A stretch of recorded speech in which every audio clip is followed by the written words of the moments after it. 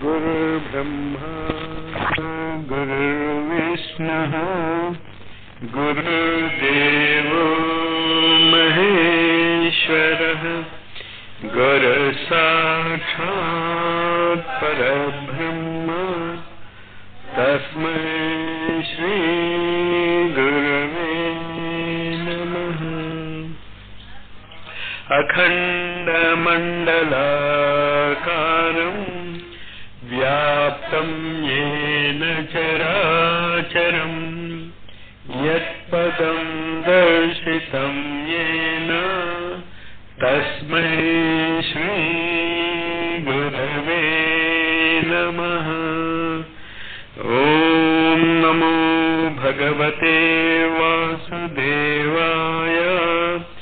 శ్రీమద్భాగవత మహాత్మ్యం. నేను చెప్పాక చదవండి.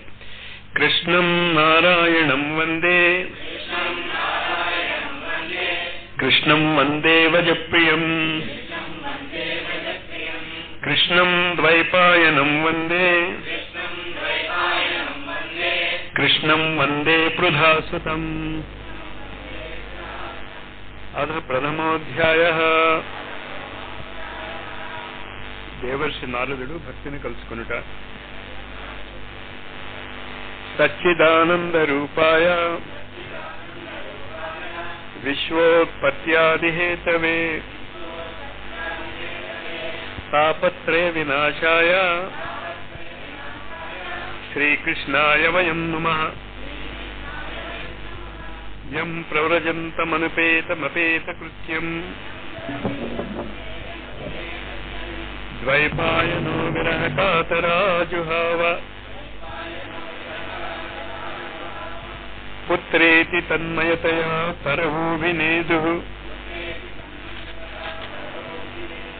తం సర్వభూతహృదయం మునిమానతోస్మి.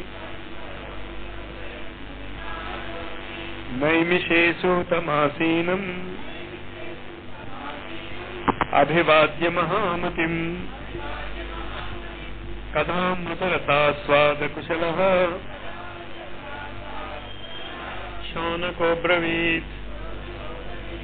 శౌనక ఉవాచ. అజ్ఞానధ్వాంత విధ్వంస కోటి సూర్య సమప్రభ సూతాఖ్యాహి కథాసారం మమ కర్ణరసాయనం. భక్తి జ్ఞాన విరాగాప్తో వివేకో వర్ధతే మహత్. తప్పుదర్యాను. వివేకో వర్ధతే మహాన్. మాయామోహ నిరాసశ్చ వైష్ణవైః క్రియతే కథం. ఇహ ఘోరే కలౌ ప్రాయో జీవశ్చాసురతాం గతః. క్లేశాక్రాంతస్య తస్యైవ శోధనే కిం పరాయణం. శ్రేయసాం యద్భవేత్ శ్రేయః పావనానాం చ పావనం. కృష్ణ ప్రాప్తికరం శశ్వత్ సాధనం తద్వదాధునా. చింతామణిర్లోకసుఖం హ్యతో వచ్మి విచార్య చ. సర్వసిద్ధాంత నిష్పన్నం సంసారభయనాశనం. భక్త్యోగవర్ధనం యచ్చ కృష్ణ సంతోషహేతుకం. తదహం తేభిదాస్యామి సావధానతయా శృణు. కాలవ్యాలముఖగ్రాస త్రాస నిర్నాశహేతవే. శ్రీమద్భాగవతం శాస్త్రం కలౌ కీరేణ భాషితం. ఏతస్మాదపరం కించన్ మనఃశుద్ధ్యేన విద్యతే జన్మాంతరే భవేత్ పుణ్యం తదా భాగవతం లభేత్. పరీక్షితే కథాం వక్తుం సభాయాం సంస్థితే శుకే సుధాకుంభం గృహీత్వైవ దేవా తత్ర సమాగమన్. శుకం నత్వా వదన్ సర్వే స్వకార్యకుశలాః సురాః తథా సుధాం ప్రేక్షస్వ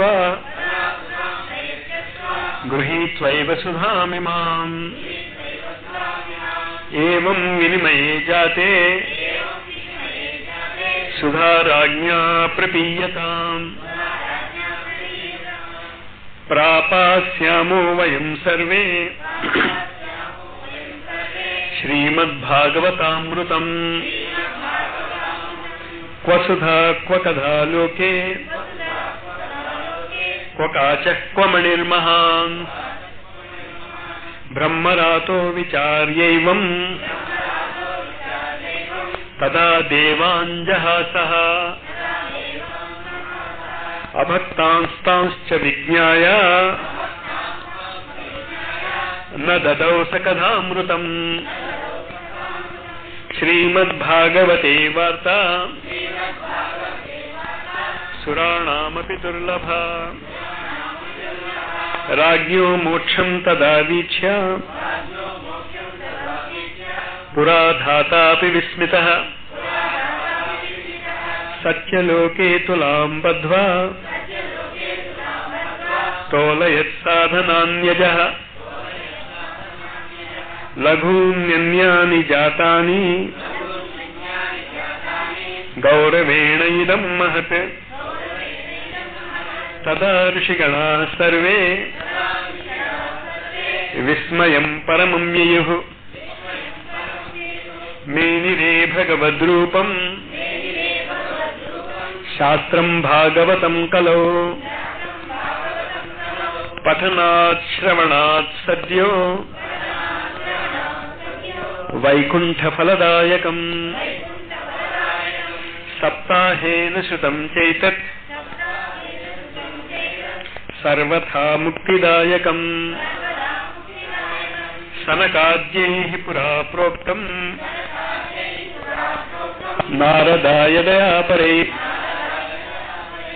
యద్యపి బ్రహ్మ సంబంధాత్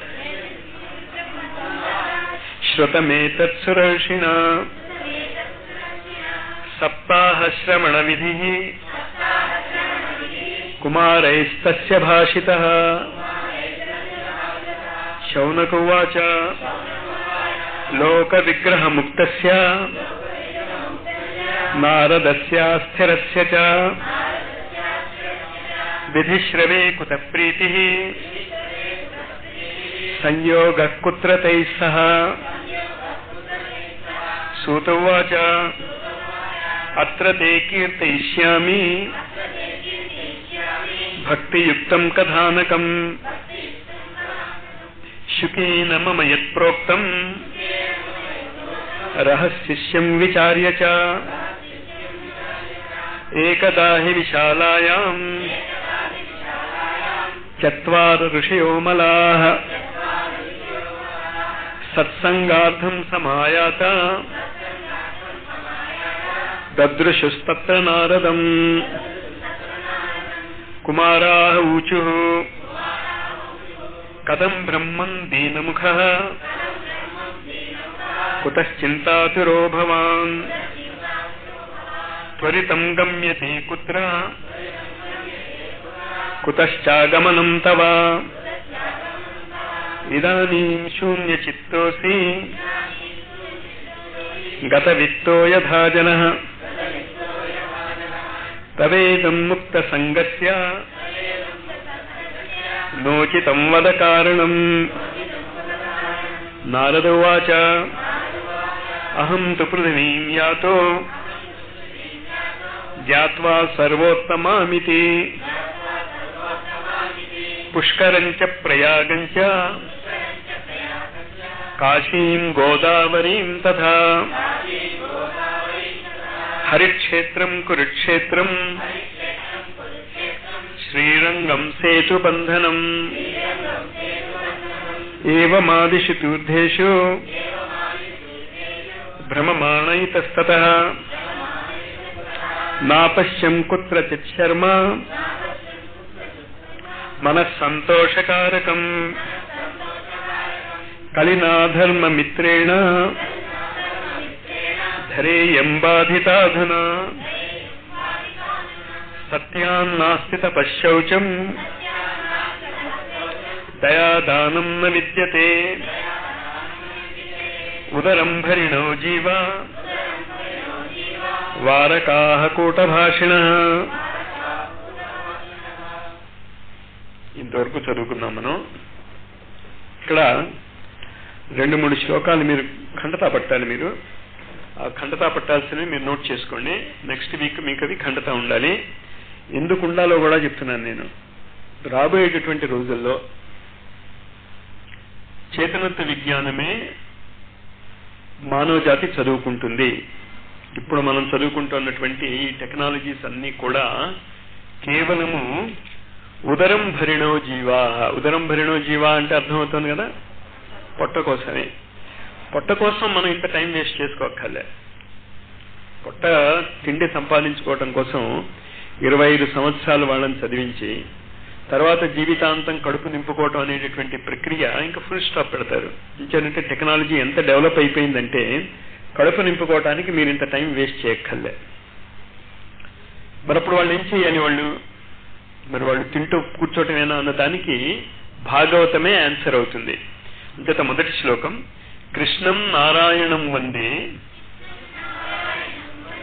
కృష్ణం వందే వ్రజప్రియం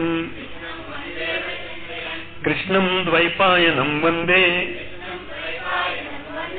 కృష్ణం వందే పృథాసుతం. ఇది మన సిలబస్.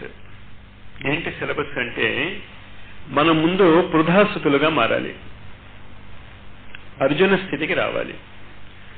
అర్జున స్థితికి రావటం అంటే ఏంటి? రథం స్థాపయ మేచ్యుత.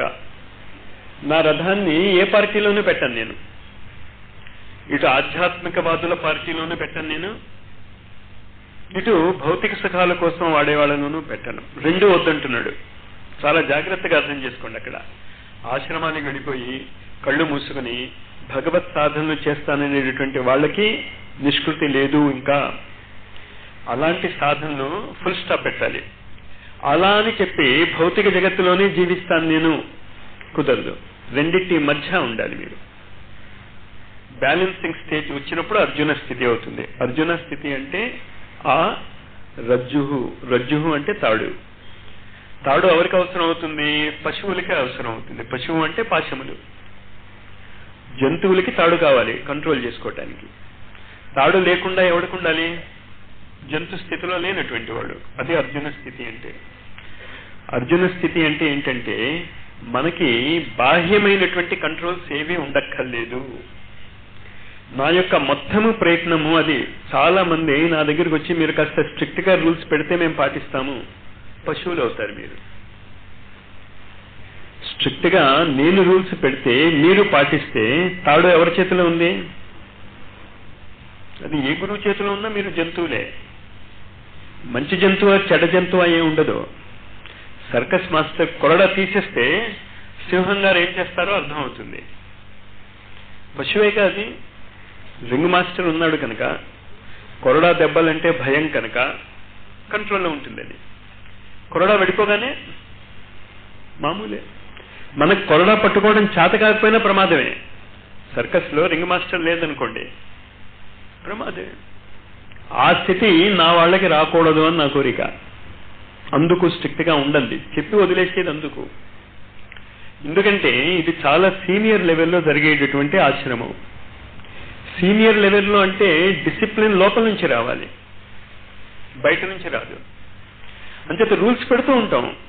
అది మీ రూల్స్ అయిపోయినప్పుడు మీరు పాటిస్తారు. మీ రూల్స్ కాకపోతే వృధాసుతం అనేది అర్థమైందా ఏంటో? రూల్స్ అన్నీ కూడా లోపల నుంచి రావాలి. ఆకలేస్తే ఏడవాలి అని అప్పుడే పుట్టిన బుడ్డకి ఎవడు చెప్తున్నాడు? ఎవడు చెప్పటం లేదు, లోపల నుంచి వస్తుంది అది ఇంట్యూషన్. శరీరము మొత్తము కూడా ఇంట్యూషన్ మీదే ఆధారపడి ఉంది, అది మీరు అర్థం చేసుకోండి. మీరేం చేయటం లేదు శరీరాన్ని. కళ్ళు ఎలా చూస్తున్నాయో మీకు తెలియదు. కళ్ళు ఎందుకు చూస్తున్నాయంటే లోపల నుంచి దానికి ఎలా చూడాలో తెలుసు కనుక. మీకు తెలుసా కళ్ళు ఎలా చూస్తున్నాయో? ఇంత చేస్తే కంటి డాక్టర్కి కూడా పూర్తిగా తెలియదు. వాడికి తెలిసినంత తెలుసు, కానీ వాడికి పూర్తిగా తెలియదు. వాళ్ళని అడిగితే మళ్ళీ అంతే తెలుసునండి, ఇంకా మేము రీసెర్చ్ చేస్తున్నాం అంటాడు. ఏం చేస్తున్నాడు వాడు? రీసెర్చ్ చేస్తున్నాడు అంటే మళ్ళీ వెతుకుతున్నాడు. ఆ పాయింట్ అర్థం చేసుకోండి. వాడు ఏం చేస్తున్నాడు ఉంది అక్కడ ఆల్రెడీ, వీడు దాన్ని మళ్ళీ కనిపెడుతున్నాడు. ఇంట్యూషన్ అంటే ఏంటి? లోపల ఉన్నదాన్ని నువ్వు మళ్ళీ కనిపెట్టడం ఎందుకు? లోపల ఉన్నదాన్ని నీ అంతటా నువ్వు వెతుక్కోగలగాలి. ఎప్పుడు వెతుక్కోగలుగుతావంటే ఆ రజ్జు స్థితిలో ఉన్నప్పుడు. ఏ విధమైనటువంటి బంధాలు ఉండకూడదు. ఏ విధమైనటువంటి బంధాలు అన్నదాన్ని చాలా జాగ్రత్తగా అర్థం చేసుకోండి. చేతనత్వ విజ్ఞానానికి ఇది నాంది. అక్కడి నుంచి ఎక్కడికి వెళ్ళాలి మీరు? కృష్ణం ద్వైపాయనం వందే. ఈ ద్వంద్వ స్థితిలో ఏది ఉచితమో ఏది అనుచితమో ఎప్పుడూ భారతంలో మనకు కనిపిస్తూనే ఉంటుంది. అప్పుడు వ్యాసుడే వస్తూ ఉంటాడు సాల్వ్ చేయటానికి. వ్యాసుడు వస్తే అథారిటీ.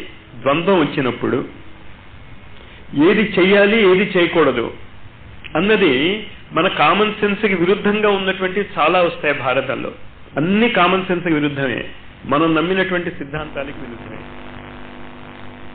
కానీ అది విరుద్ధంగా ఉన్నది ప్రకృతి యొక్క, భగవంతుడి యొక్క నిర్దేశానికి అనుకూలంగా ఉందని చెప్పగలిగే స్థితిలో ఉన్నటువంటి వాడు వ్యాసుడు. ఆ స్థితి అర్జున స్థితి నుంచి ద్వంద్వాతీత స్థితి. ఏది ఉచితమో ఏది అనుచితమో తెలుసుకుని ఏది ఉచితమో తను చేస్తూ ఉంటాడు. ఇతరులు చేస్తే వాళ్ళ అదృష్టం, చేయకపోతే వాళ్ళ అదృష్టం. నేను పెళ్లి చేసుకోను తండ్రి సుఖం కోసం అని ఒకడు ప్రతిజ్ఞ చేశాడు. తండ్రి చచ్చిపోయాడు, వంశం నాశనం అయిపోయేటటువంటి స్థితికి వచ్చింది.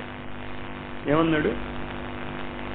భీష్ముడిని నేను భీష్మ ప్రతిజ్ఞ చేశాను. నేను అప్పుడు భీష్మ ప్రతిజ్ఞ అని ఉంటాడు, ఇప్పుడు అంటున్నాను. ఎందుకంటే అలాంటి మూర్ఖత్వంగా చేసే ప్రతిజ్ఞలన్నీ భీష్మ ప్రతిజ్ఞలని గుర్తుంచుకోండి. దాన్ని ఇంకొక మాట కూడా ఉంది, భీష్మించుకుని కూర్చోవటం.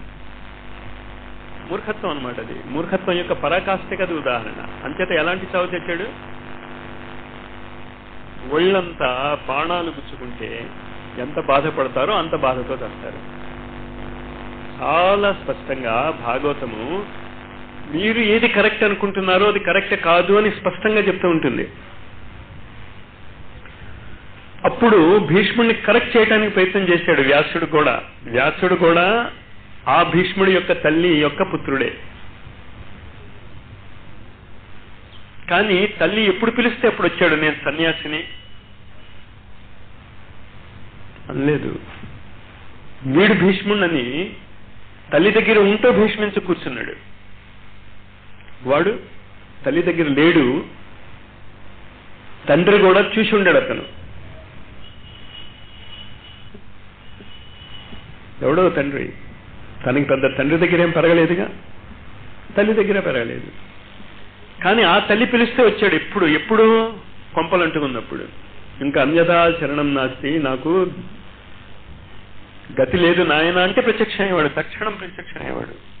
తక్షణం ప్రత్యక్షం అయ్యేటటువంటి శక్తి దత్తావతారాలకి మాత్రమే ఉంటుంది. స్మర్తుగామి అనేటటువంటిది దత్తుడి యొక్క క్యారెక్టర్. ఉప్పు ఉప్పగా ఉన్నట్టు, పంచదార తీయగా ఉన్నట్టు పిలవగానే ప్రత్యక్షం అయ్యేటటువంటి గ్యారంటీ ఒక దత్తావతారానికి ఉంది. మరి మనం పిలిస్తే కూడా వస్తాడా? వస్తాడు.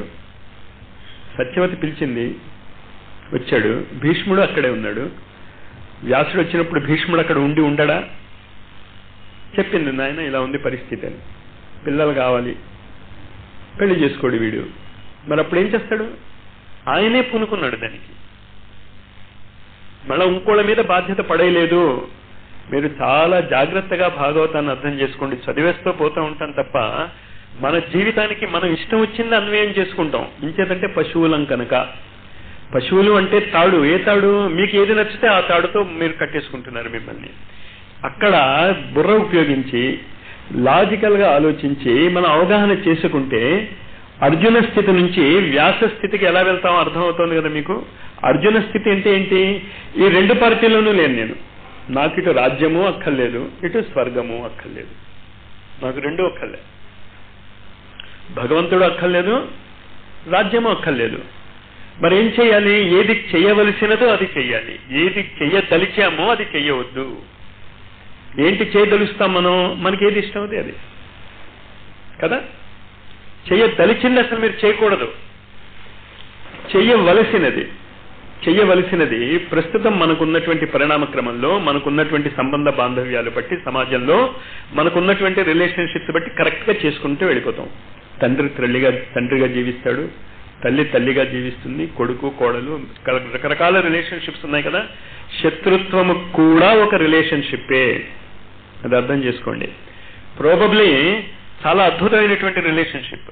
మిత్రులు గుర్తుండరు కానీ శత్రువులు గ్యారంటీగా గుర్తుంటారు. గబుక్కుని ముందు గుర్తొచ్చేది శత్రువే. కాస్త జాగ్రత్తగా అర్థం చేసుకోండి. కుటుంబాలలో మీకు ఇంకా చాలా బాగా అర్థమవుతుంది ఇది. మీకు ఎవరు నచ్చరో ముందు వాడు మనసులో మెదులుతాడు, ఇది వాడికి నచ్చదని. అదే ఎక్కువ వాడిని ఉడికించడానికి చేయొచ్చు, అది వేరే పని. అంచేత ఈ సంబంధ బాంధవ్యాలు ఎలా ఉంటాయో దాని ప్రకారం జీవిస్తూనే ఉండి, శత్రుత్వాన్ని శత్రుత్వంగానే జీవించండి, మిత్రత్వాన్ని మిత్రత్వంగానే జీవించండి, తల్లిలాగా తండ్రిలాగా బంధువుల్లాగా జీవించండి. జీవిస్తూ ఉన్నాక భీష్మించి కూర్చోకండి. పరిస్థితులు మారుతాయి, ఏ రోజైనా మారిపోవచ్చు. మారిపోయినప్పుడు ఏం చెయ్యాలో అన్నది వ్యాస స్థితి తెలుపుతుంది.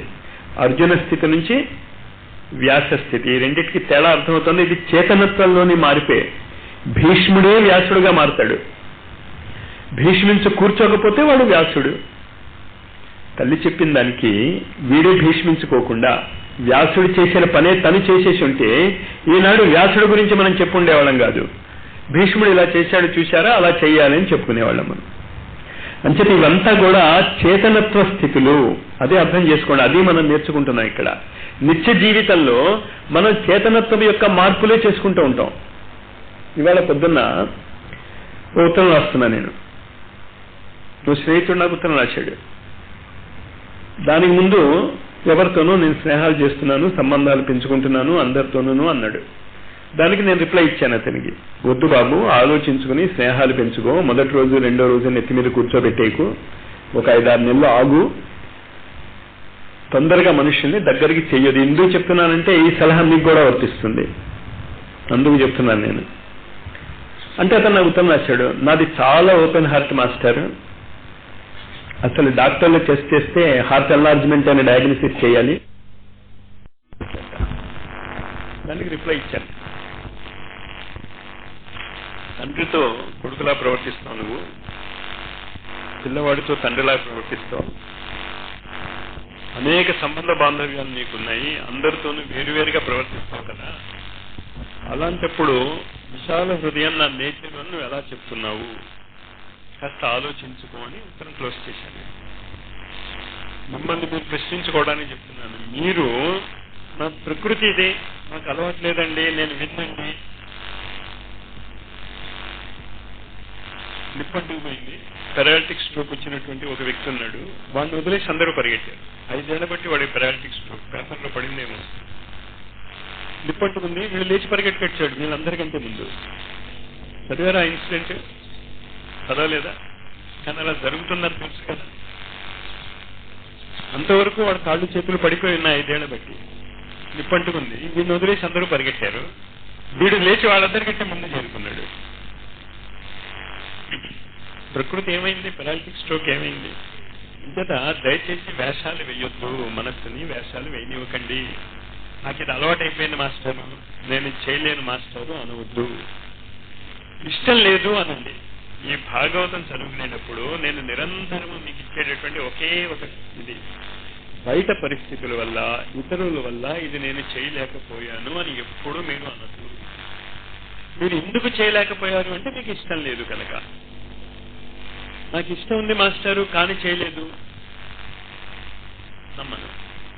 మీరు నమ్మకండి, మిమ్మల్ని మీరు మోసగించుకుంటున్నారు.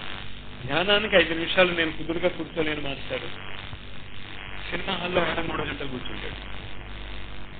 ఎందుకు కూర్చున్నాడు 3 గంటలు? ఇష్టం ఉంది కనుక. కదా మిమ్మల్ని మీరు మోసగించుకోకండి. నేను ధ్యానం చేయలేకపోతున్నాను, మనస్సు నిగ్రహించుకోలేకపోతున్నాను, అన్ని వేషాలే. మీకు చెయ్యాలని లేదు కనుక చేయలేకపోతున్నారు. ఇది ఎప్పుడైతే అర్థమవుతుందో మీరు అర్జున స్థితికి వచ్చినట్టు. ఇది ఆచరణలో పెడితే ద్వైపాయన స్థితికి వస్తారు. తేడా అర్థమైందా? రెండు మానసిక స్థితులే ఇవి, రెండు మానసిక స్థితులే. నేను సాధన చేయలేను అని బాణం వదిలేస్తాడు అర్జునుడు. తెలుసు వాడికి ఇది ఉచితం కాదు అని, కానీ నేను చేయలేనండి అంతే, ఈ జన్మకి ఇంకంతే. చాలా మంది అంటూ ఉంటారు, ఇంకో జన్మలో చూసుకుంటానులే బాబు, ఇప్పుడు అనవసరంగా మమ్మల్ని విసిగించవాక. ఓకే, నేనే విసిగించను. ప్రశ్న ఏంటి అంటే నెక్స్ట్ బర్త్ లో అయినా మీరు ఇక్కడికే వచ్చి ఆగుతారు, ఆ పై బర్త్ లో కూడా ఇక్కడికే వచ్చి ఆగుతారు. అక్కడికే వచ్చి ఆగేటటువంటి జంతువే మానవ జంతువుగా పుడుతుంది. చాలా జాగ్రత్తగా అర్థం చేసుకోండి. జంతువు పరిణామ క్రమంలో ఎప్పుడూ ముందుకు వెళ్తూ ఉంటుంది. చెట్లు పరిణామ క్రమంలో ఎప్పుడూ ముందుకు వెళ్తూ ఉంటాయి. ఇంచేత వాటి కంట్రోల్ లేదు, వాటికి ప్రకృతి వాటిని సేకరిస్తూ ఉంటుంది. దేవతల పైన ఉన్నటువంటి లోకాలు అవి కూడా పరిణామ క్రమంలో వాటంతట అవే వెళ్తూ ఉంటాయి. పరిణామ క్రమం నుంచి బయటకు వచ్చేసి ఇంట్లో కూర్చొని మేము చాలా కష్టపడిపోతున్నాం అని అలసిపోయేటటువంటి నచించేటటువంటి చేతనత్వం ఒక మనిషిదే. అది అర్థం చేసుకోండి. ఎందుకు ఇంత స్పష్టంగా వాళ్ళు చెప్తారు అంటే ఎంత నీది నటనే,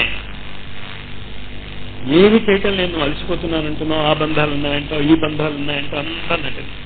ఏ బంధం లేదు, ఏ బంధము లేదు అన్నదానికి పెద్ద గ్యారంటీ ఏంటంటే ఈ క్షణంలో నువ్వు తప్పని పడితే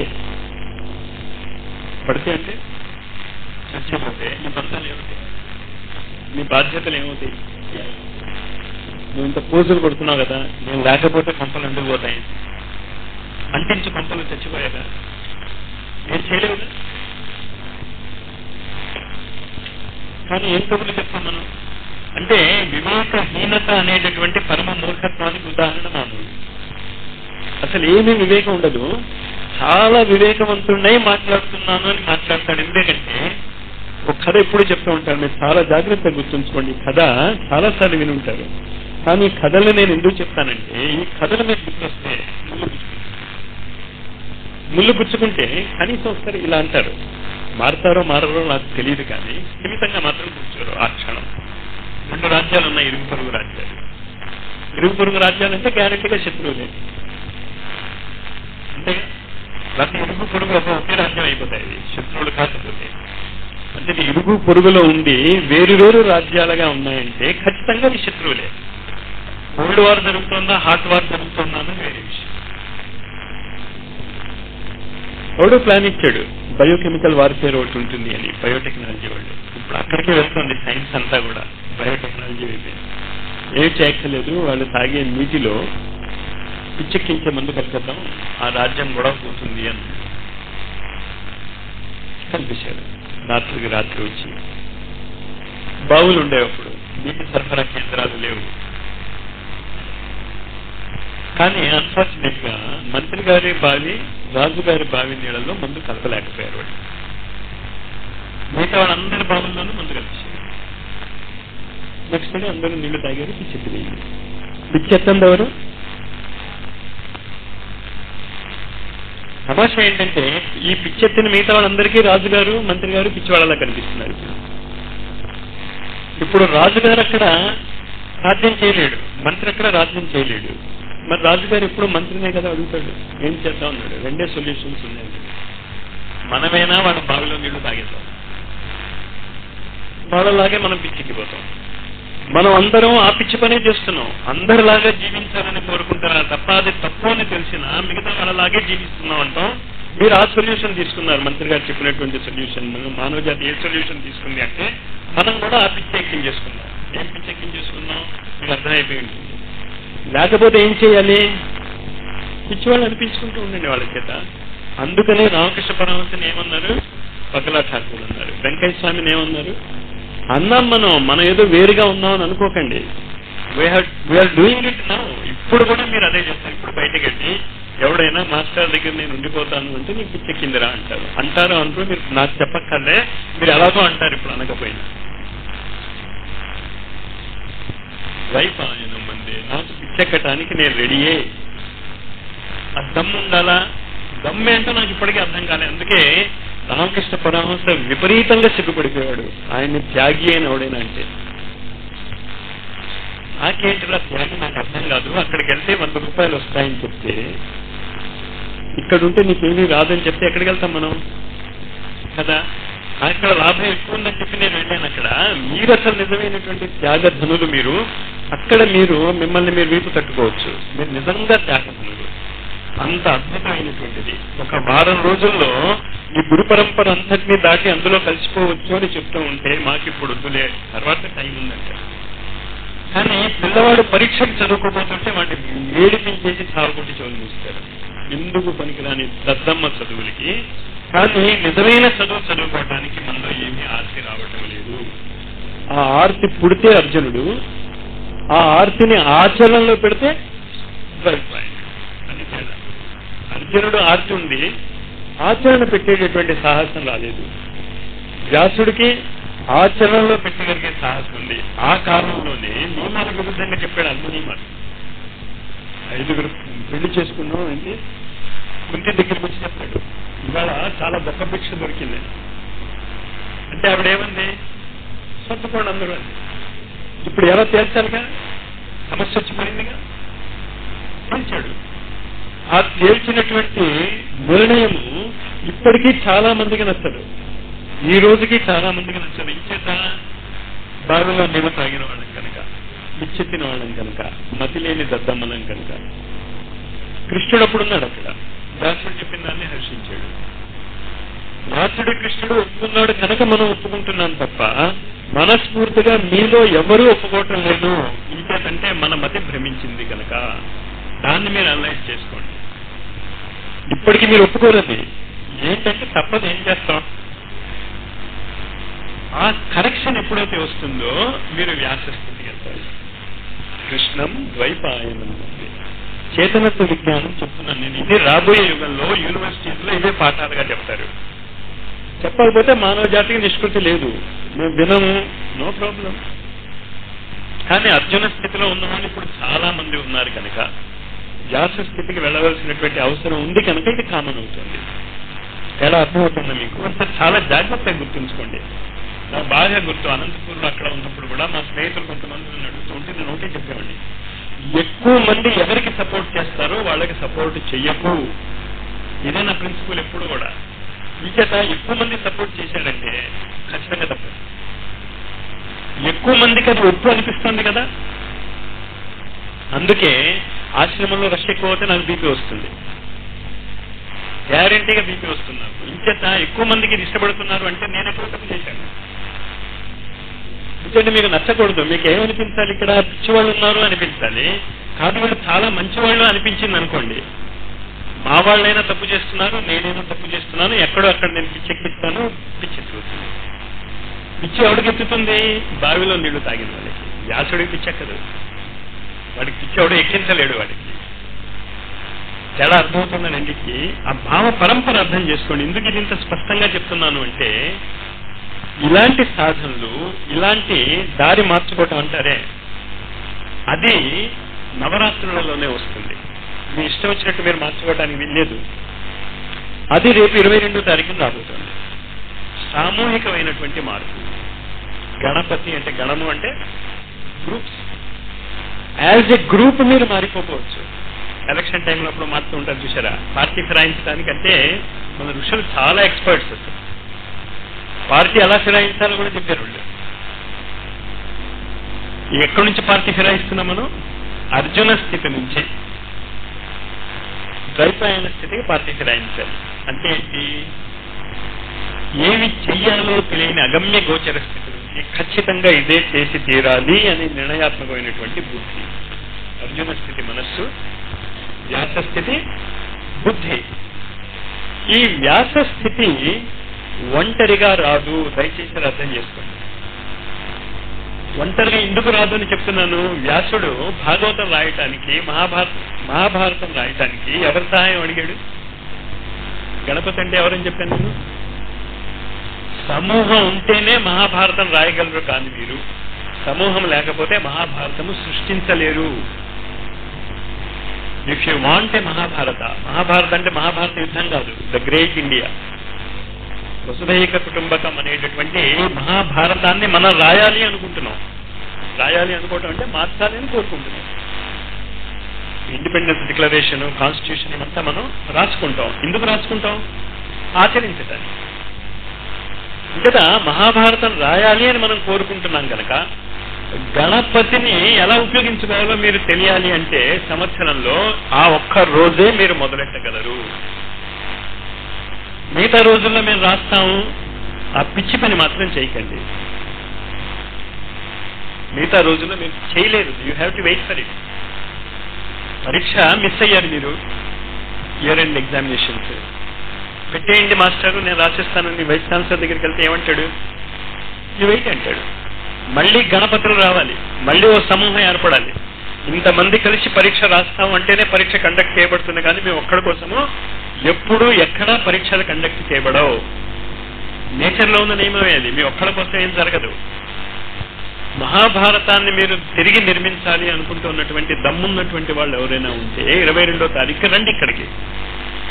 ఎలా రాయాలో నేర్చుకుందాం. దానికి బేసిస్ ఏంటి? అర్జున స్థితి నుంచి ద్వైపాయన స్థితికి రావాలంటే ఏంటి? మీరు నిర్ణయం చేసుకోగలగాలి. భౌతిక జగత్తులో నా శాయశక్తుల జీవించడానికి ట్రై చేస్తాను.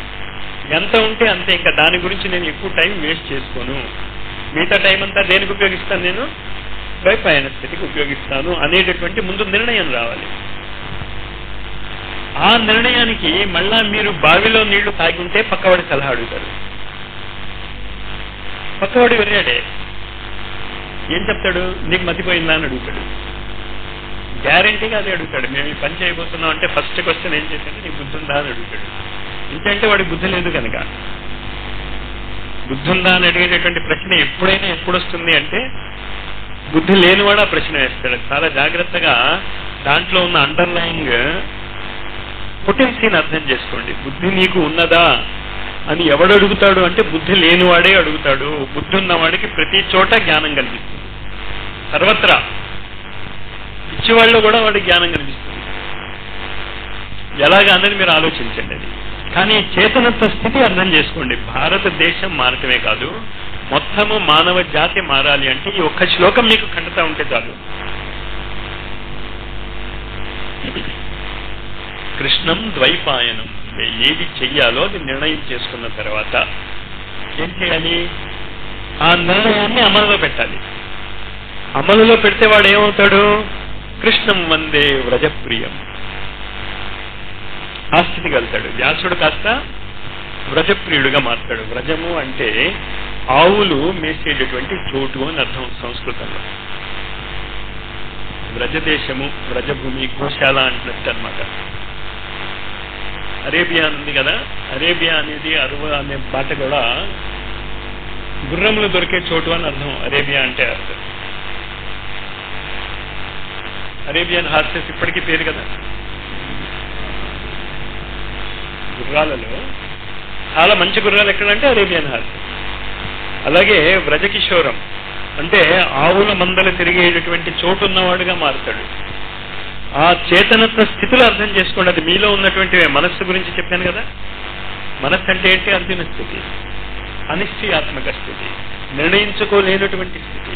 కానీ తెలుసు ఇది చేస్తే ఈ లాభాలున్నాయి, ఇది చేస్తే ఈ లాభాలున్నాయి. ఏది ఎక్కువ లాభమో నిర్ణయించుకోలేనటువంటి స్థితి.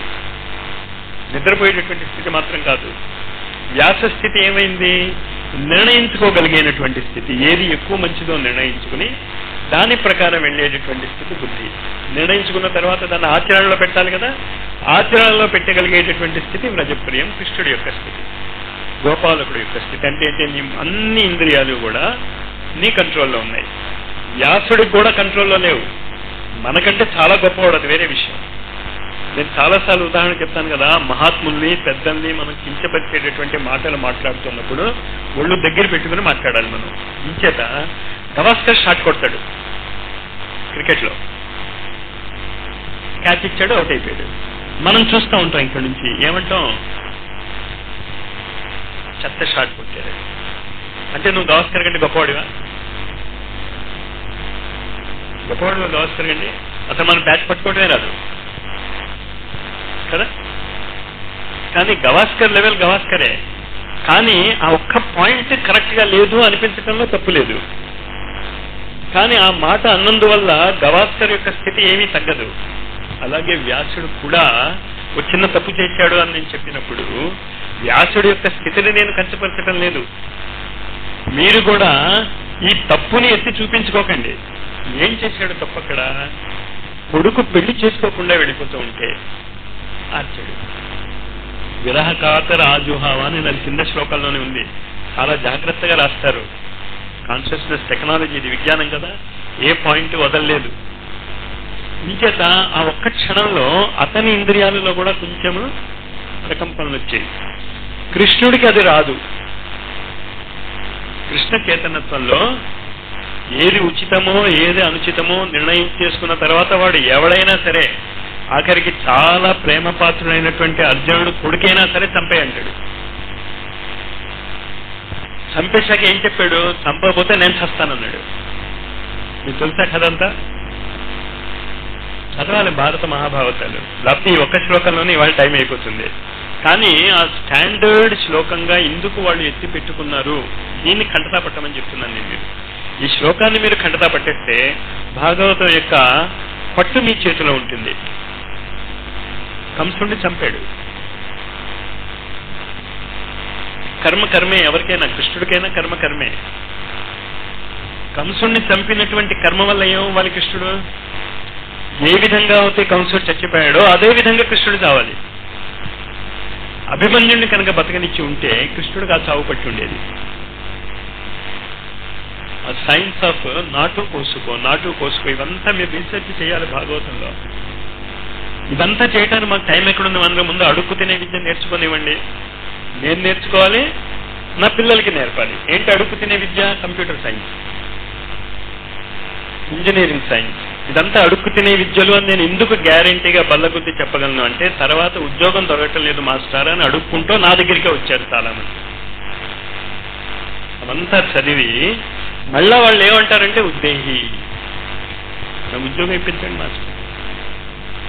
నాయన నువ్వు ఈ టెక్నాలజీ అది నేర్చుకున్నావు కదా, నువ్వే కంపెనీ ఒకటి పెట్టుకోవచ్చు కదా. వాడు పెట్టుకోడు. వాడు ఎవడో కంప్యూటర్ పెట్టుంటే వాడి దగ్గర వీడు చేరతానంటాడు. మీకు అర్థం చేసుకోండి, ఇటు తల్లిదండ్రులకి బుద్ధి లేదు, ఇటు పిల్లలకి బుద్ధి లేదు. ఇద్దరు దద్దమ్మలే, ఇద్దరు ఒకే బావి నీళ్లు తాగి పిచ్చెక్కిన వాళ్ళు. అది చాలా జాగ్రత్తగా ఆ కథలు గుర్తుంచుకోండి. మీ పిచ్చితనం మీకే కనిపించి నవ్వుకుంటూ ఉంటారు మీరు. అది బ్రేక్ చేయగలగాలి. మనమే బ్రేక్ చేయలేకపోతే ఇంకెవడు బ్రేక్ చేస్తాడు? ఇది చేసి చూపించాలి. కానీ చేసి చూపించే దాంట్లో ఋషులు మనకు ఆదర్శం. ఎక్కడికో వెళ్ళిపోయి చేసేస్తామని కాదు, మీరు ఎక్కడున్నారో అక్కడి నుంచి స్టార్ట్ చేయండి. ఇవాళ కొత్తాఖండ జ్యోతిలో గురువు గారు ఒక అతని మిత్రులు రాశాడు. ఇప్పుడే చదివాను నేను, ఇక్కడ రాబోతున్నాను. ఒకడు ఉత్తరం రాశాడు. కాంగ్రెస్ లో ఉన్నానండి నేను, 1949లో రాశాడు గురువు గారికి ఆయన ఉత్తరం. అది అప్పటి ఉత్తరం సంగతి చెప్తున్నాను నేను. ఇలా అయిపోయింది కాంగ్రెస్, భ్రష్టు పట్టింది. 1949కే వాడు భ్రష్టు పట్టిందని రాశాడు. మనం ఇంకా ఇప్పటికే భ్రష్టు పట్టింది అనుకోవటం లేదు. ఇంచేత ఒకే బావిలో నీళ్లు తాగాం కనుక అది ఎప్పుడు గుర్తుంచుకోండి. అందుకు ఈ కథ చెప్పాను నేను మీకు. అసలు వాడు పిచ్చెత్తిపోయింది అనేటటువంటి పిచ్చి మీకు ఎందుకు ఎక్కటం లేదంటే మీరు భ్రష్టు పట్టింది కనుక. అంచేత ఏం చేయాలి? ముందు ఆ విషయాన్ని మీరు కక్కాలి, బయటకి కడిగేసుకోవాలి మీరు. ఇతను రాశాడు గురువు గారికి, కాంగ్రెస్ లో ఉన్నాను నేను, ఇదంతా చేద్దాం అనుకుంటున్నాను అని ఒక 10-15 సంఘటనలు ఎత్తి రాశాడు గురువు గారి. భ్రష్టు పట్టిపోయింది అది. కాంగ్రెస్ వాళ్ళ వల్ల ఏమీ అవదు. కానీ ఎవరి వల్ల ఏమీ అవదు, నువ్వు ఎక్కడున్నావు అక్కడ 4 రాళ్లు వెనకేసుకో ఆయన రాసిన ఉత్తరం. తర్వాత చూపించండి ఆ ఉత్తరం, చదువుకోండి. అది మనందరికీ ఈనాటికి వర్తిస్తుంది. ఋషివాక్కులు కదా. 4 రాళ్లు నువ్వు వెనకేసుకో, కానీ నేను చెప్పిన మార్గాన్ని మరొకకు. ఎప్పుడైనా అవకాశం వచ్చి గణపతులు మీరు అవ్వగలిగితే, కలిసి పని చేయగలిగితే. ఆయన 49లో అవుతున్న రాశాడు. 85లో 4 రోజులు ఆయన మంచినీళ్ళు కూడా ముట్టుకోలేదు. ఎందుకంటే కలిసి మనుషులు లేరని. అప్పటికి ఇప్పటికి ఎన్ని సంవత్సరాలు తేడా వచ్చింది? 49, 85 అంటే 40 ఏళ్ళు రఫ్గా. 4 రోజులు ఆయన ఆహారాన్ని మానేశారు. ఆయన ఏంటి ఇదా నేను చేసింది నిన్నంటే అప్పుడు మాతాజీ చెప్పింది. నువ్వు నేర్పింది ఏంటి? వాళ్ళు చేస్తేనే చేయకపోతే నేను చేసుకుంటూ పో అంటే ఆయన ఇప్పుడు పంచ వీరభద్ర సాధన చేసుకుని మనుష్యుల్ని ఇక్కడ ఎలా సమీకరించాడో దేవతా శక్తులను అలా సమీకరించి పెట్టాడు అక్కడ. మనుషులే కలవలేకపోతే దేవత అంటే ఏంటంటారో తెలుసా నాతో మనుషులు? అది చెప్పేయండి మాస్టర్, మేము పంచవీరభద్ర సాధన చేసేస్తా ఉంటారు. ఒకే బావి నీళ్లు కదా, మనం చేయగలమో చేయలేమో చూసుకోము. గురువు గారు పంచవీరభద్ర సాధన చేశారు కనుక మేము చేసేస్తాం. నువ్వు ఎలా చేస్తావు? ఇక్కడే కలవలేకుండా ఉన్నవాడు దేవతలతో ఏం కలుస్తుంది? కృష్ణం వందే వ్రజప్రియం గురించి చెప్తున్నాను. కృష్ణుడు మొత్తము వ్రజలోకంలో చేసినటువంటిదంతా కూడా కలిసి ఉండటమే. కలిసి ఉంటే వేలు ముద్రగాళ్ళైనటువంటి 10-15 ఏళ్ల వయసు ఇంకా చిన్నపిల్లలైనటువంటి వాళ్ళు కూడా ఇంద్రుణ్ణి ఎదిరించవచ్చు. ఇంద్రుడవుడు దేవతల యొక్క రాజు. దేవతల యొక్క రాజు ని ఎవరు ఎదిరించారు? ఈ పిల్లలు ఎదిరించారు. మనం దేవతల యొక్క రాజుని ఎదిరించటం ముందు దేవతల్ని అడుక్కోకుండా ఉంటే చాలు. మనం రిపీటెడ్ గా చెప్తున్నాను నేను. అదే దేవతల్ని అక్కడ రాసి కూడా ఉంది, దేవతల్ని మీరు అడుక్కోకండి దయచేసి. దేవతల్ని ఏం చేయాలి? మీరు శాసించాలి. అడుక్కునే వాళ్ళకి శాసించే బుద్ధి ఎలా వస్తుంది? మీరు చాలా జాగ్రత్తగా అర్థం చేసుకోండి. ఎందువల్ల రాదు? ఒకే బావిలో నీళ్లు తాగాం కనుక. మీరు అది రిపీటెడ్ గా గుర్తుంచుకోండి. ఆ కథ ఎందుకు చెప్తాను నేను చెప్తే మీకు ప్రతి క్షణం గుర్తొస్తూ ఉంటుంది. మీరు ఎక్కడ తప్పు చేసినా మీకు గుర్తొచ్చేస్తుంది. దీనికి కారణం ఏంటి? అప్పుడు మళ్ళీ మీరు హాయిగా ఉండొచ్చు. మీ తప్పు కాదు కదా అది. ఎవరు తప్పది? మీ ఇష్టం. మీరు ఎలా దాటేయచ్చుంది. అది దాటదలుచుకోవాలి. కృష్ణుడు అంటే అర్థం ఏంటంటే ఇంద్రియాలు ఎట్టి పరిస్థితుల్లోనూ 3 గంటలు 4 గంటలు తపస్సు చేస్తాను, మంత్రజపం చేస్తాను అని అన్నాడు ఒకడు కాశీలో. నాకు దుర్గా మంత్రం ఇచ్చినటువంటి గురువు గారి దగ్గర తక్షణమే మంత్రం మానే అన్నాడు. చాలా జాగ్రత్తగా అర్థం చేసుకోండి. అప్పుడు నాకు అర్థం కాలే. అప్పుడు 16 ఏళ్ళు 17 ఏళ్ళు ఉంటాయి నాకు. అస్సీ ఘాట్లో దుర్గా మంత్రం ఇచ్చినటువంటి ఆయన ఎలాంటి ఆయన అంటే అక్కడ ఘాట్లో కూర్చొని చేసుకునేవాడు. నది అలా ప్రవహిస్తూ ఉండేది. పక్కన వంగితే నీళ్ళు అందుతాయి. వరదలు వస్తే మునిగిపోయేవాడు అందులో. ఆయన పైకి వెళ్ళిపోయేది ఎక్కడికో. వరదలంతా పోయాక ఆయన మట్టిలో కూరుకుపోయి ఉండేవాడు. అప్పుడు అందరూ వచ్చి ఆయన తీస్తే ఆయన అక్కడే ఉండేవాడు. మళ్ళా కంటిన్యూ. ఆయన దగ్గరికి మంత్రోపదేశం తీసుకున్నటువంటి ఒక వ్యక్తి వచ్చాడు. చాలా బాగుంది స్వామి, 3 గంటలు 4 గంటలు కూర్చొని సాధన చేయగలుగుతున్నాను అన్నాడు. తక్షణం మానే అన్నాడు. తర్వాత నాకు అర్థమైంది పిహెచ్డి అది చేస్తున్నప్పుడు. ఎందుకు మానేయమన్నాడంటే నీకు రుచి కలిగి చేసింది బంధమే.